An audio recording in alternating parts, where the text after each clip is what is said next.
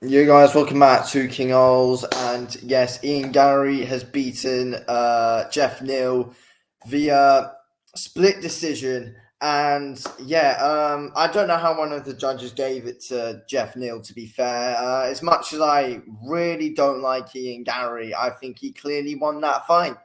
To be honest with you, not happy about it because I actually thought that Geoff Neal was actually going to do it as well, but he just let us down in that one. But yeah, let's be real, wasn't the most entertaining fight to watch, but Ian Garry looked decent, not gonna lie. He did all Geoff Neal really did was hold Ian Garry up against the cage for a bit and got some a bit of control time there. But that doesn't win you rounds in my opinion. Well, it doesn't. Holding your opponent up against the cage doesn't win you rounds, and that's all that Geoff Neal really did, to be honest with you, which he did with his offense. Ian Garry was out striking Geoff Neal in every round. Was getting was getting the better shots off. I mean, Geoff Neal landed like the odd decent one, but the majority of the time, when Geoff Neal tried to get into control of the fight, he was just holding Ian Garry up against the cage, and that's not how you win a fight.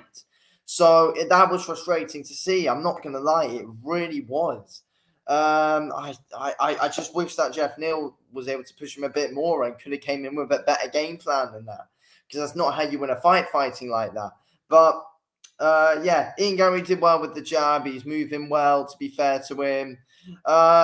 And yeah, he's picked some good shots together, picked some good, he's doing a good job of combos. But yeah, again, wasn't the greatest of fights to watch. It wasn't. It was pretty painful to watch, especially when you're supporting Geoff Neal as well while watching that. It was pretty painful to watch.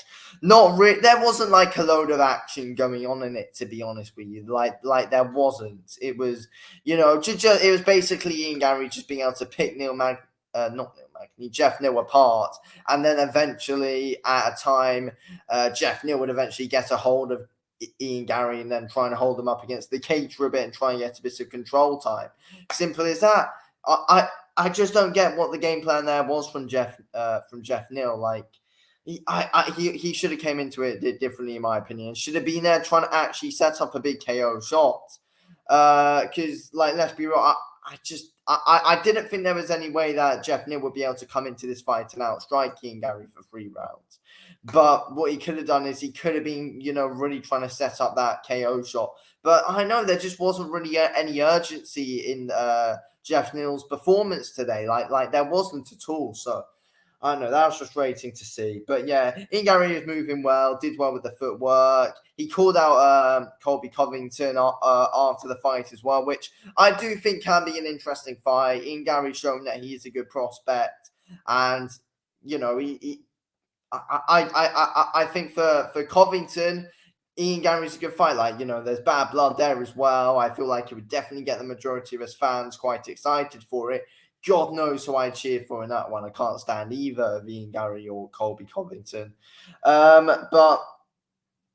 But yeah, I just think that that's probably the right fight to make, though, in my opinion. It is.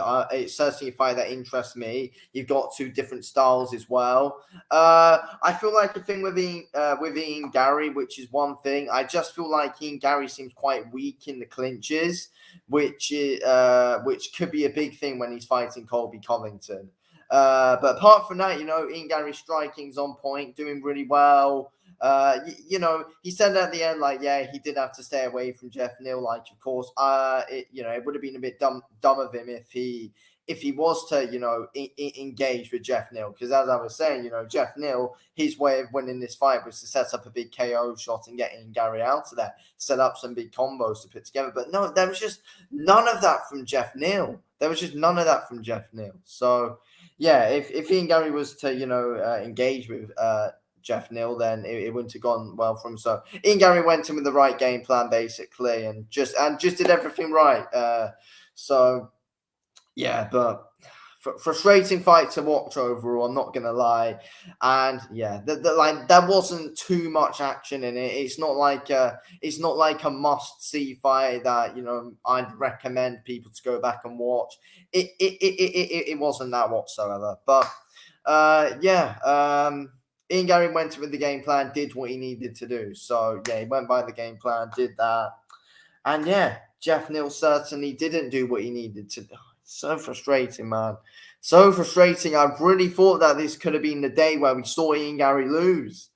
But no, we didn't see it. We didn't see it. But yeah, I honestly had a feeling that Geoff Neal would have been able to get the job done today. But no, he didn't.